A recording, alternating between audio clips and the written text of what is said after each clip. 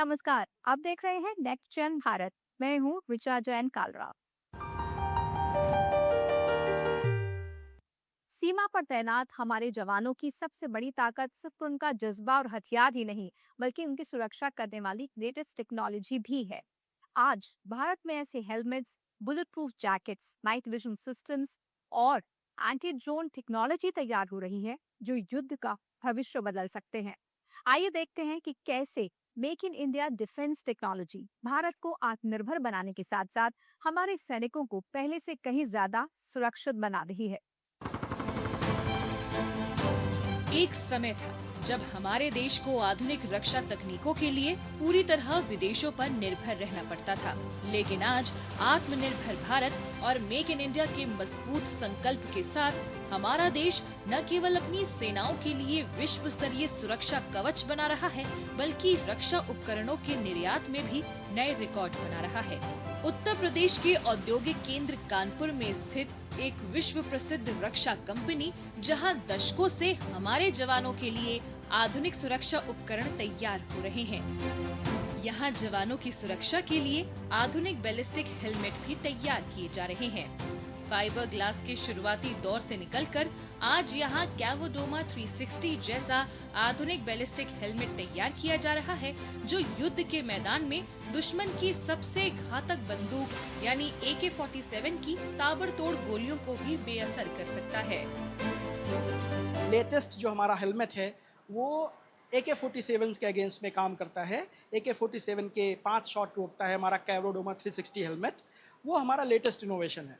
और उसके अलावा हम विश्व के तमाम देशों में हेलमेट सप्लाई करते हैं, जहाँ पे वहाँ के अनुसार जो वहाँ के थ्रेट्स हैं, जिन बुलेट से वहाँ के लोगों को खतरा है, उनके अनुसार, उनके स्टैंडर्ड के अनुसार हम हेलमेट यहाँ पे बनाते हैं। समय के साथ साथ चुनौतियां भी बदलती रहती हैं और सैनिकों के उपकरणों को बेहतर बनाना भी जरूरी है। ये हेलमेट्स इसी सोच के साथ तैयार किए जाते हैं ताकि सैनिकों को सुरक्षा के साथ साथ आराम भी मिल सके। सैनिक के लिए सिर्फ सिर ही नहीं, शरीर के सभी महत्वपूर्ण अंगों की सुरक्षा भी बेहद जरूरी होती है। इसी सोच के साथ यहाँ आधुनिक बॉडी आर्मर भी विकसित किए जा रहे हैं, जो गोलियों और दूसरे बैलिस्टिक खतरों से सैनिकों की सुरक्षा करते हैं। सबसे खास बात ये है कि अब महिला रक्षा कर्मियों के लिए भी उनकी शारीरिक संरचना के अनुरूप विशेष बॉडी आर्मर तैयार किए जा रहे हैं, ताकि सुरक्षा के साथ उनकी गतिशीलता और ऑपरेशन क्षमता भी बनी रहे। तो बेसिकली जो आपने जैकेट पहनी है ये फीमेल्स के लिए, स्पेसिफिकली फीमेल्स के लिए डिज़ाइन करी गई हैं। इसका अर्गोनॉमिक्स और shape totally depending on the bust structure of the females, उसके हिसाब से बनाया गया है। और इसमें जो इंटीग्रेशन के लिए स्पेशल प्लेट यूज़ होती है, which is this kind of a plate, जो कि specifically as per the female ergonomic multi curve plate बनाई गई है, सो दैट फीमेल्स को कोई दिक्कत नहीं हो। आधुनिक युद्ध में सिर्फ हथियार होना ही काफी नहीं है, बल्कि दुश्मन की सही और समय पर पहचान करना भी उतना ही महत्वपूर्ण है। यहीं पर काम आते हैं यहाँ विकसित किए जा रहे एडवांस बाइनोकुलर्स और इलेक्ट्रो ऑप्टिक सिस्टम। ये अत्याधुनिक प्रणालियाँ लंबी दूरी तक निगरानी, सटीक लक्ष्य की पहचान और बेहद कठिन परिस्थितियों में हमारे सैनिकों को अचूक विजिबिलिटी देती है। हाईटेक नाइट विजन की अगर बात करूं तो हमारे डुअल टू बाइनोकुलर भी हैं, प्लस एक हमारा ANVG गॉगल है जो basically for helicopters rotary wings के लिए हमारा यूज़ होता है। So it is for basically low flying helicopters जो होते हैं, ये उसी हेलीकॉप्टर पायलट्स के लिए हमने बनाया है, जो बेसिकली अपने आप में एक काफ़ी हाईटेक प्रोडक्ट है। युद्ध का स्वरूप अब तेजी से बदल रहा है। आज खतरा सिर्फ सीमा पर मौजूद दुश्मनों से नहीं, बल्कि हवा में उड़ते छोटे ड्रोन और इलेक्ट्रॉनिक हमलों से भी है।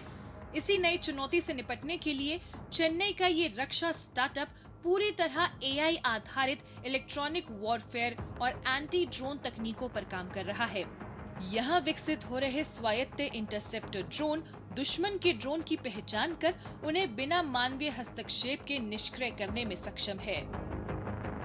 So the way it works is we work on EW, electronics warfare, while at the same time we also work with interceptor drones which are autonomous. So autonomy is the big key over here. These drones autonomously travel and then if there is any enemy drone in the location of interest, it will take care of that. So it will neutralize those drones. कम लागत वाले छोटे drone आज आधुनिक युद्ध का बड़ा हथियार बन चुके हैं। इसी बदलती चुनौती को देखते हुए यहाँ आधुनिक इलेक्ट्रॉनिक वॉरफेयर और पूरी तरह से ऑटोनॉमस इंटरसेप्टर तकनीक पर लगातार काम हो रहा है। The concept of warfare is very, very different. Like tanks are supposed to be heavy armor, they're supposed to use brute force. While drones, at least the asymmetric advantage of drones comes from the fact they are very low cost compared to the kind of damage and the threat that they do. आज भारत की रक्षा ताकत सिर्फ आधुनिक हथियारों तक सीमित नहीं है, बल्कि उसे विकसित करने वाली स्वदेशी तकनीक और युवा इंजीनियर्स की सोच भी उसकी सबसे बड़ी ताकत बन रही है। हेलमेट से लेकर एंटी ड्रोन सिस्टम तक नई पीढ़ी की ये तकनीकें दिखाती हैं कि भारत अब सिर्फ अपनी सुरक्षा मजबूत नहीं कर रहा, बल्कि भविष्य के युद्ध की तैयारी भी अपने दम पर कर रहा है।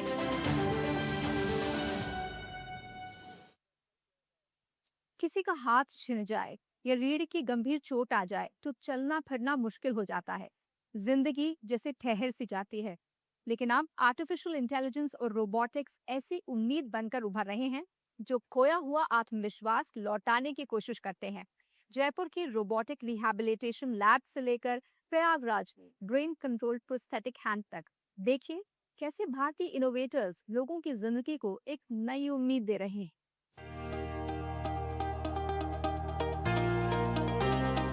कुछ समय पहले प्रियंका कुमारी की जिंदगी एक स्पाइनल इंजरी के बाद पूरी तरह बदल गई। शरीर के निचले हिस्से में पैरालिसिस होने से उनके लिए चलना फिरना लगभग असंभव हो गया था। लेकिन आधुनिक रोबोटिक रिहैबिलिटेशन, नियमित थेरेपी और डॉक्टरों की सतर्क निगरानी ने उनकी जिंदगी में नई उम्मीद जगाई। आज प्रियंका पहले से कहीं बेहतर तरीके से अपने कदम बढ़ाने की कोशिश कर रही हैं।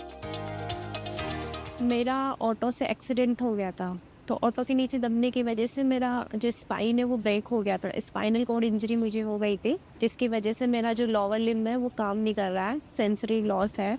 उसके ट्रीटमेंट के लिए मैं यहाँ रोबोटिक थेरेपी लेने यहाँ जयपुर आई हूँ। प्रियंका जैसी अनेक जिंदगियां आज रोबोटिक्स और एआई की बदौलत नई उम्मीद के साथ आगे बढ़ रही हैं। जयपुर की एक अत्याधुनिक रोबोटिक रिहैबिलिटेशन लैब में स्मार्ट तकनीक मरीजों की रिकवरी को तेज, सटीक और अधिक प्रभावी बना रही है।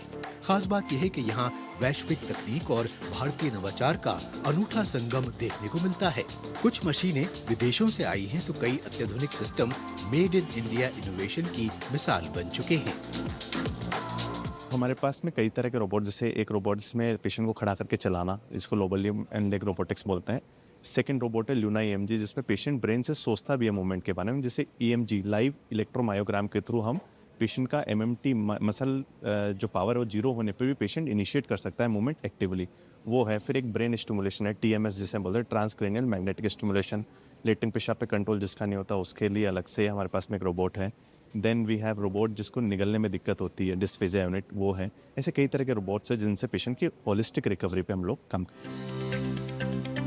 आज हमारे युवा इंजीनियर ऐसी अत्याधुनिक रोबोटिक तकनीक विकसित कर रहे हैं जो लकवा, स्ट्रोक और अन्य शारीरिक दिव्यांगताओं से जूझ रहे मरीजों को फिर से आत्मनिर्भर बनाने में मदद कर सके।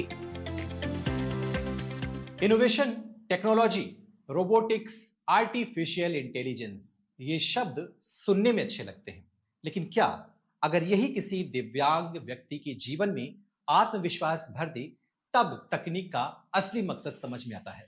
हम हैं इस समय प्रयागराज में, जहां हमारे पीछे एक ब्रेन कंट्रोल्ड प्रोस्थेटिक हैंड तैयार किया जा रहा है। इस इनोवेशन के पीछे एक भावुक कहानी है। बचपन में अपने दोस्त को दुर्घटना में हाथ खोते देखने के बाद इस युवा इंजीनियर ने सुलभ और अत्याधुनिक समाधान विकसित करने का संकल्प लिया। महीनों की रिसर्च, एआई और इलेक्ट्रॉनिक्स की मदद से तैयार ये प्रोटोटाइप दिमाग से मिलने वाले संकेतों को समझकर कृत्रिम हाथ की गतिविधियों को नियंत्रित करने की कोशिश करता है। इसके लिए लगभग मैंने डेढ़ वर्ष तक इस पे कार्य किया एंड 15 से अधिक प्रोटोटाइप्स बनाए। हर एक प्रोटोटाइप अपने से पहले प्रोटोटाइप से अच्छा होता था, बेहतर होता था, एंड फाइनली 15th प्रोटोटाइप जो था उसको जब मैंने फाइनली अपने दोस्त को यूज़ करने के लिए दिया तब वो उससे काफ़ी खुश और संतुष्ट थी। इस AI आधारित प्रोस्थेटिक हैंड की सबसे बड़ी ताकत सिर्फ इसकी तकनीक नहीं बल्कि इसकी किफायती कीमत भी है। जहां उन्नत रोबोटिक हाथ लाखों रुपए के होते हैं, वहीं ये नवाचार कम लागत में बेहतर समाधान देने की दिशा में काम कर रहा है। यही इसे एक प्रोजेक्ट नहीं बल्कि बदलाव की उम्मीद बनाता है। इस लैब में तैयार हो रहा प्रोटोटाइप सिर्फ इंजीनियरिंग का कमाल नहीं है, बल्कि कोडिंग, इलेक्ट्रॉनिक्स और हेल्थ केयर का ऐसा मेल है जो आने वाले समय में हजारों लोगों के जीवन में उजाला कर सकता है। आज भारत के युवा इंजीनियर रोबोटिक्स और AI को सिर्फ तकनीक नहीं बल्कि मानवता की सेवा का माध्यम बना रहे हैं। उनके विकसित किए गए नवाचार भविष्य में लाखों मरीजों को बेहतर इलाज, अधिक आत्मनिर्भरता और सम्मानजनक जीवन देने की दिशा में नई उम्मीद जगा रहे हैं।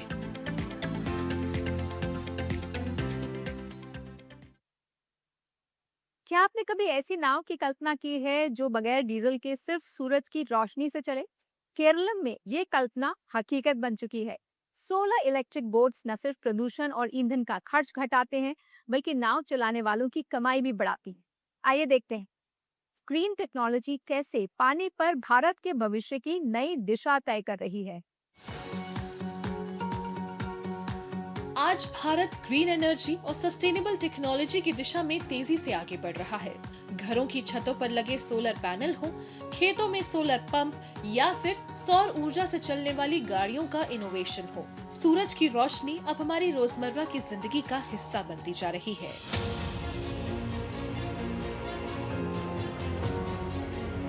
और अब यही बदलाव पानी पर भी दिखाई दे रहा है। केरलम में जहां लाखों लोगों की जिंदगी नाव पर निर्भर है, वहां सोलर इलेक्ट्रिक बोट्स एक नई शुरुआत कर रही हैं। ये बोट्स न सिर्फ डीजल का खर्च बचा रही हैं, बल्कि प्रदूषण भी कम कर रही हैं और लोगों की कमाई बढ़ाने में मदद कर रही हैं। कभी इसी पानी में डीजल की आवाज गूंजती थी, लेकिन आज यही सफर खामोशी से तय हो रहा है। ना धुआं, ना खर्च होते हुए फ्यूल की चिंता, सिर्फ सूरज की रोशनी और टेक्नोलॉजी की ताकत। नेक्स्ट जन भारत में हम आपको दिखाएंगे केरल की सोलर इलेक्ट्रिक बोट रेवोल्यूशन, जहां इनोवेशन ने पानी में चलने का तरीका ही बदल दिया है। इन आधुनिक बोट्स की शुरुआत होती है मैन्युफैक्चरिंग यूनिट से। सबसे पहले बोट के स्ट्रक्चर को तैयार किया जाता है, जिसके बाद उसकी फिनिशिंग और पेंटिंग की जाती है, ताकि वो सिर्फ मजबूत ही नहीं बल्कि समुद्री और बैकवाटर परिस्थितियों के लिए भी पूरी तरह तैयार हो। फिर लगाए जाते हैं light weight components, electric propulsion system और विशेष रूप से डिजाइन किए गए सोलर पैनल्स, जो सूरज की ऊर्जा को बिजली में बदलते हैं। We make boats for public transport, tourism, fishing, defense and other applications that do not need any fuel. So we also now support the shipyards to enable this manufacturing of solar boats by providing systems for these. सूरज की रोशनी को पानी पर दौड़ती ताकत में बदलना आसान नहीं होता। इसके पीछे छुपी होती है सालों की रिसर्च, अनेक एक्सपेरिमेंट्स और इंजीनियरिंग की बारीकियां। और यहाँ R&D इंजीनियर्स कुछ इसी तरीके से काम कर रहे हैं। हर बैटरी पैक, सॉफ्टवेयर और इलेक्ट्रिकल सिस्टम को इसी तरीके से तैयार कर रहे हैं। बोट को सुरक्षित, भरोसेमंद और लंबे समय तक चलने लायक बनाने के लिए यहाँ की लैब में काम करने वाले युवा इंजीनियर्स की रिसर्च टीम लगातार काम करती है। यहाँ battery, motor, control system, navigation और सॉफ्टवेयर जैसे हर हिस्से की कई बार जांच की जाती है, ताकि पानी में उतरने के बाद हर सफर सुरक्षित और बिना रुकावट के पूरा हो सके। Goal of the R&D team is to provide the marine specific products for the company. We are mainly manufacturing lithium ferrophosphate batteries for electric propulsion. Another product is there, that is electric steering for the electric boats. ईंधन की इस 100% बचत और zero maintenance का सबसे सीधा और बड़ा फायदा उन स्थानीय बोट ऑपरेटर्स और नाविकों को मिल रहा है जिनकी आजीविका पूरी तरह इन लहरों पर टिकी है। डीजल का खर्च पूरी तरह खत्म होने से न केवल पर्यावरण सुरक्षित हो रहा है, बल्कि हमारे नाविक भाइयों की रोजाना की कमाई भी पहले से ही कई गुना बढ़ गई है। और ये बदलाव सस्टेनेबिलिटी को सिर्फ कागजों तक सीमित नहीं रखता, बल्कि जमीन पर लोगों की जिंदगी को बेहतर बना रहा है। ഫുൾ സോളാറിൽ വർക്ക് ചെയ്യുന്ന ഈ കറ്റാമറൈൻ ബോട്ടാണ് ഓടിക്കുന്നത്. പഴയത് ഇതായിട്ട് നോക്കുമ്പോഴത്തേക്കും ഇത് ബോട്ട് നമുക്ക് പൊല്യൂഷൻ ഇല്ല, ഏറ്റവും ഇതായിട്ടുള്ളത്. പിന്നെ സൗണ്ട് ഇല്ല. പിന്നെ ഡീസൽ നമുക്ക് ഒത്തിരി ലാഭം ഉണ്ടാക്കിയിട്ടുള്ള ബോട്ടാണ്. കുറച്ചുകൂടി കംഫർട്ട് ഉണ്ട് ഇത്. केरलम की ये सोलर इलेक्ट्रिक बोट्स दिखा रही है कि इनोवेशन तब सबसे ज्यादा सफल होता है जब वो पर्यावरण और अर्थव्यवस्था दोनों को साथ लेकर चले। पहले डीजल से चलने वाली ये लहरों की कहानी आज सूरज की ऊर्जा से लिखी जा रही है। नेट जीरो के सपने से लेकर ग्रीन मोबिलिटी के मिशन तक भारत लगातार सस्टेनेबल टेक्नोलॉजी को अपना रहा है।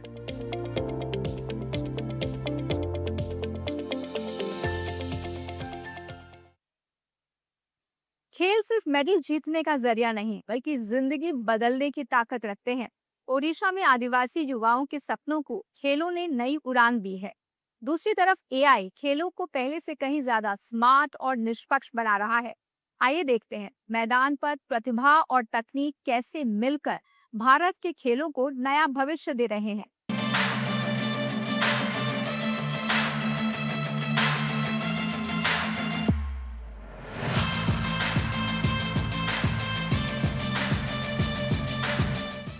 ये सिर्फ एक खेल का मैदान नहीं, ये वो जगह है जहां सपने दौड़ते हैं, गिरते हैं और फिर उठकर देश के लिए जीतते हैं। आज हम हैं भुवनेश्वर के Kalinga Institute of Social Sciences में, जहां आदिवासी बच्चे सिर्फ पढ़ाई नहीं कर रहे, बल्कि अपनी एक नई पहचान भी बना रहे हैं। ये सिर्फ एक खेल का मैदान नहीं, ये वो जगह है जहां सपने दौड़ते हैं, गिरते हैं और फिर उठकर देश के लिए जीतना सीखते हैं। 1992 में शुरू हुआ ये संस्थान आज दुनिया के सबसे बड़े आवासीय आदिवासी शिक्षा संस्थानों में गिना जाता है। यहाँ बच्चों को मुफ्त शिक्षा, रहने खाने की सुविधा और प्रोफेशनल स्पोर्ट्स ट्रेनिंग एक साथ मिलती है। बचपन से ही फिटनेस, अनुशासन और खेल यहाँ की दिनचर्या का हिस्सा हैं। यहाँ हजारों आदिवासी बच्चों के लिए खेल सिर्फ शौक नहीं, बल्कि भविष्य का रास्ता बन चुका है। पढ़ाई के साथ साथ खेल को इम्पोर्टेंस देते हैं और हमारा 30% both boys and girls sports में हिस्सा ले रहे हैं और जो 30% मतलब 10,000 बच्चे लोग स्पोर्ट्स में हिस्सा ले रहे हैं और हमारा यहाँ पे 32 इवेंट्स हैं। आज ये संस्थान स्पोर्ट्स एक्सीलेंस का एक मजबूत केंद्र बन चुका है। 16 से ज्यादा इंटरनेशनल लेवल के स्पोर्ट्स कॉम्प्लेक्स, 32 अलग अलग खेल और हर खेल के लिए प्रोफेशनल कोच, आधुनिक उपकरण और विश्व स्तरीय सुविधाएं, तीरंदाजी की सटीकता, फुटबॉल की रफ्तार, रग्बी का दम, जूडो का अनुशासन या शतरंज की रणनीति। हर खिलाड़ी को यहाँ अपनी प्रतिभा निखारने का पूरा अवसर मिलता है। सुबह उठ के तो माइंडसेट रहता है कि मैं स्पोर्ट्स में पहनने जाऊं, फिर स्पोर्ट्स खत्म होने के बाद क्लास रहता है कॉलेज में 10:30 बजे से 12:30 बजे, कब 1:30 तक रहता है क्लास। उसके बाद फिर 3:30 से फिर 5-6 बजे तक शाम को ट्रेनिंग में रहता है प्रैक्टिस। यही मेहनत अब राष्ट्रीय और अंतर्राष्ट्रीय मंच तक पहुंच रही है। रग्बी जैसे खेलों में बड़ी संख्या में आदिवासी खिलाड़ी भारत का प्रतिनिधित्व कर रहे हैं। यहाँ खिलाड़ियों को उम्र और क्षमता के अनुसार तैयार किया जाता है ताकि हर स्तर पर सही प्रशिक्षण मिल सके। अब तक KISS 5,000 से ज्यादा आदिवासी खिलाड़ियों को प्रशिक्षित कर चुका है। इनमें करीब 60% लड़कियां हैं और 1,000 से ज्यादा खिलाड़ी राष्ट्रीय स्तर पर देश का प्रतिनिधित्व कर चुके हैं। गांव में जब रहता था तो कुछ भी नहीं हुआ था, इधर आके इतना बड़ा अपॉर्चुनिटी मिला मुझे कि इसमें पढ़ाई करने के लिए, और उसमें मैं नेशनल और इंटरनेशनल अभी खेल रहा हूँ। जब मैं गया स्टेट लेवल खेला, उसके बाद इस जोन खेला, बाहर गया खेलने के लिए, तब घर वालों को बताया, जिसके बाद घर वाले गांव में भी बताया। उसके बाद गांव में बहुत सारे लड़के ऐसे हैं कि जो नहीं खेलते थे, सिर्फ पढ़ाई करते थे, वो अभी खेलने लगे हैं। बहुत कुछ बदला है। खेलों में प्रतिभाओं को तराशना जितना जरूरी है, उतना ही अहम है प्रतियोगिताओं का बेहतर आयोजन और मुकाबलों के दौरान तेज, निष्पक्ष व सटीक फैसले सुनिश्चित करना। आज देश के कई स्पोर्ट्स टेक स्टार्टअप्स इसी बदलाव की अगुवाई कर रहे हैं। आर्टिफिशियल इंटेलिजेंस, डेटा एनालिटिक्स और लाइव ब्रॉडकास्ट जैसी अत्याधुनिक तकनीकों के जरिए वो खेलों को अधिक स्मार्ट, पारदर्शी और तकनीक संचालित बना रहे हैं। स्पोर्ट्स की दुनिया में अब एक्सपीरियंस में ही एआई भी गेम चेंजर साबित हो रहा है। प्लेयर्स की परफॉर्मेंस से लेकर स्ट्रैटेजी और डिसीजन मेकिंग तक आर्टिफिशियल इंटेलिजेंस हर मूव को और भी स्मार्ट बना रहा है। भारत की ये टेक्नोलॉजी स्पोर्ट्स का फ्यूचर भी बदल रही है। गुरुग्राम स्थित स्टूपा स्पोर्ट्स ऐसा ही एक स्पोर्ट्स टेक स्टार्टअप है जो आर्टिफिशियल इंटेलिजेंस, डेटा एनालिटिक्स और लाइव ब्रॉडकास्ट तकनीक के जरिए खेल प्रतियोगिताओं को डिजिटल बना रहा है। इसका platform tournament management, live scoring और मैच एनालिटिक्स के साथ निर्णय प्रक्रिया को अधिक तेज, सटीक और प्रभावी बनाता है। बहुत सारे एरियाज हम लोगों ने फिगर आउट किया जहाँ पे कोई टेक्नोलॉजी अभी एग्जिस्ट नहीं करती थी, या फिर अगर एग्जिस्ट करती थी तो वो बहुत एक्सपेंसिव थी। तो इसीलिए हम लोगों ने एआई को यूज़ करते हुए हम लोगों ने फिगर आउट किया कि why can't we build a solution जिससे कि हम लोग real time tracking with using cameras and with using the AI models, हम real time tracking करें। real time tracking से we can derive a lot more insights and depth, और उससे हम लोग real time decisioning लेके आ सकें। स्टूपा स्पोर्ट्स की एआई आधारित तकनीक अब वैश्विक पहचान बना रही है। भारत में विकसित इसके स्मार्ट स्पोर्ट्स समाधान यूरोप, ऑस्ट्रेलिया और अमेरिका सहित कई देशों की खेल महासंघों और लीगों में इस्तेमाल हो रहे हैं, जिससे भारतीय नवाचार दुनिया तक पहुंच रहा है। ऑफ कोर्स मैं जब 1700 1800 में जब मैं क्रिकेट देखता था, लेकिन आज मैं 2026 में क्रिकेट देख रहा हूँ, तो कोई टीम पीछे रही होगी, कोई यूथ का पावर भी पीछे रहा होगा जिसने इतना मॉडिफाई कर दिया स्पोर्ट को, क्रिकेट को स्पेसिफिकली आगे आते आते। तो ये एरिया है जहाँ पे आई वुड ऑल्सो रेकमेंड कि यूथ इसमें भी पार्टिसिपेट करें। खेल का भविष्य अब सिर्फ मैदान पर नहीं, बल्कि तकनीक और नवाचार की प्रयोगशालाओं में भी तैयार हो रहा है। एक और युवा खिलाड़ी देश का नाम रोशन कर रहे हैं, तो दूसरी ओर युवा इनोवेटर्स भारतीय खेलों को वैश्विक स्तर पर नई पहचान और नई ऊंचाइयां दे रहे हैं। आज के शो में फिलहाल इतना ही। आपसे फिर मुलाकात होगी अगले एपिसोड में। तब तक के लिए नमस्कार।